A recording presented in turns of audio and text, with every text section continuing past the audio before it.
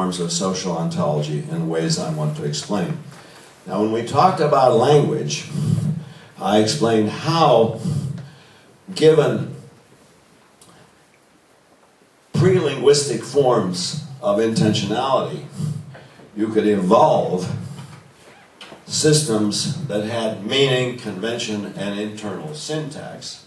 But now when you evolve those, you find they have different ways of relating to reality, and these correspond roughly to the difference between the sensory motor system and the sensory nervous system and the motor nervous system. In the case of assertions, statements, descriptions, classifications, the aim is to match a pre-existing reality, and I think in simple metaphors, think of language up here representing the world down there, and that's what I call the word-to-world direction of fit, and that's characteristic of statements, descriptions, explanations, classifications, all of those speech acts whose aim is to tell you how things are in the real world. But so these are assertives. Now, obviously not all speech acts are like that. If you think of orders, commands, requests, their aim is not to change, is not to describe reality, but to get reality to change to match the propositional content of the speech act. I call those directives, and they have the word-to-word direction of fit. The world is supposed to change to match the words.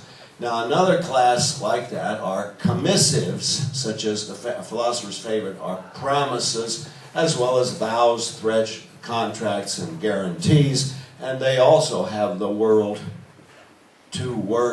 direction of fit. The aim of the promise is not to predict what's going to happen, but to commit myself to changing reality so as to match the words that I uttered. I get the world to change to match the words. There's another class I call expressives, and those really are not much interested in fitting. They take the fit for granted, and that includes apologies, thanks, congratulations, condolences, and welcomings. But the class that interests me, and that's the class that really this lecture is about, I call declarations. Now, declarations are fascinating to us because in the case of the declaration, you change reality to match the words, but you change reality simply by representing it as having been so changed. It looks like word magic, and in a way, maybe it is. How the hell does it work? I'm now going to explain to you what is a declaration and why it's important for understanding human social ontology. The most famous examples of declarations are Austin's performatives, where you adjourn the meeting by saying the meeting is adjourned. You declare war by saying war is declared. You give somebody your property by saying I give you my property. In each of these cases, you have a performative verb. War is declared. I give you my property. The meeting is adjourned. You have, in each case, a verb that you use to create a reality that matches the verb. But not all declarations are performed by performative utterances. On American currency, there's a mysterious statement that ought to astound any philosopher. It says, "This note is legal tender for all debts, public and private." Now, when I first read that, well, of course, I mean, after I became a philosopher and became astounded, and as I told you, by what any sane person takes for granted, how do they know? It says this note is legal tender. Have they really done a study? Did they find out by scientific investigation that it's legal tender? No. They make it legal tender by declaring it to be legal tender. Now, here is the thesis that I'm going to advance. Declarations are unusual in that they have the double direction of fit. In the case of the declaration, you create a reality by representing that reality. I seem to be running out of let's find one that's still got some juice in it. You create a reality by representing that reality as existing. And in each case then, hey, look at that. In each case, we change reality to match the words, and thus we achieve the upward or world-to-word direction of fit, but we change reality by representing it as having been so changed, that is, by way of the word-to-world direction of fit. The most famous case of these are supernatural. When God says, "Let there be light." Now it's interesting how that's translated into different languages. Vers de licht, qu'il soit la lumière. I don't know how it is in Czech, but I'm sure you do. God says, "Let there be light." What kind of a speech act is that? It's not a directive. It doesn't mean, Sam over there, turn on the lights. It's not a commissive. It doesn't mean, I promise you guys I'll make light for you eventually. It's not an assertive. It doesn't say, it so happens that there's plenty of light.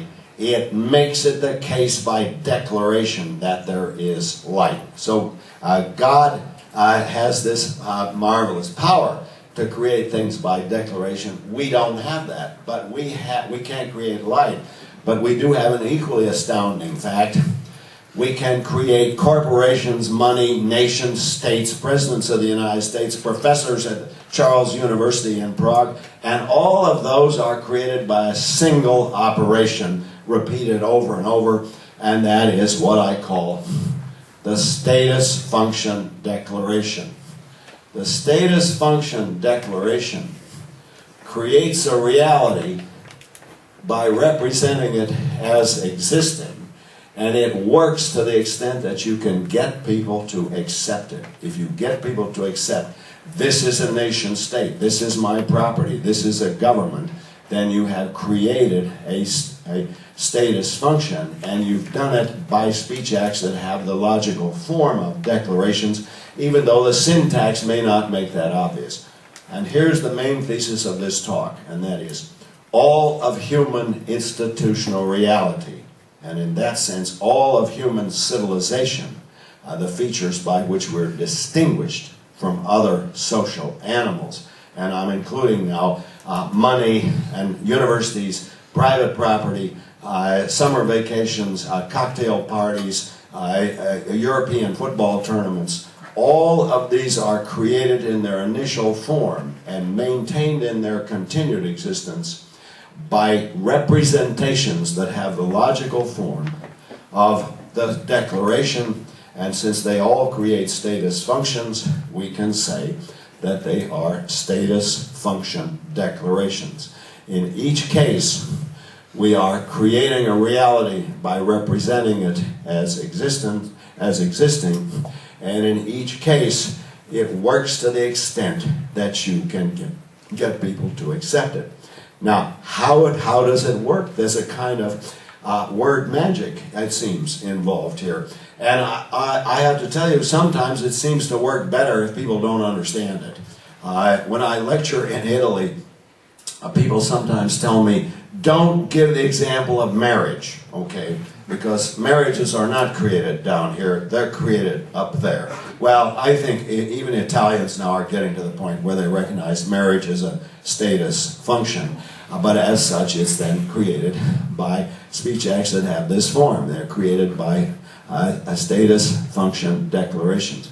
Furthermore, I want to make another strong claim, and that is all of institutional reality is not only created in its initial form, but maintained in its existence by continuous representations that have the logical structure of a status function declaration.